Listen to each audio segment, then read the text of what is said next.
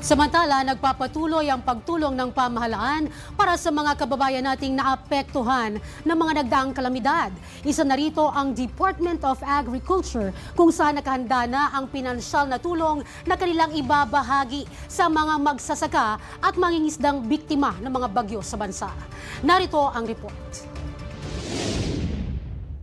Kasunod ng pinsalang idinulot ng Bagyong Juan, tiniyak ng Department of Agriculture na may nakahandang ayuda para sa mga apektadong magsasaka at mangingisda sa bansa. Tinatayang mahigit 700 milyong halaga ng farm inputs para sa mga palay, mais at high-value crops ang nakahanda ayon sa DA. 1 milyong halaga naman ng animal feeds at supplements para sa livestock at poultry ang nakatabi para sa mga kababayan nating magsasaka. May nakalanding mahigit 700 milyong halaga ng bangus, tilapia at iba pa para sa mga mangingisda. At 2.57 milyong bag ng bigas mula sa National Food Authority para ipamahagi sa LGUs at relief agencies. Nakahanda na rin ang Quick Response Fund para sa rehabilitasyon at pagbangon ng mga naapektuhang lugar at iba pa. Ayon sa DA, patuloy ang koordinasyon ng Regional Field Offices kasamang LGUs at iba pang Disaster Risk Reduction and Management o DRRM offices upang tugunan ang epekto ng Bagyong Juan at maibigay ang mga kinakailangang tulong sa bawat apektadong lugar. Patuloy din ang monitoring sa presyo at road networks upang masiguro ang maayos na daloy ng agricultural commodities. Kaugnay nito,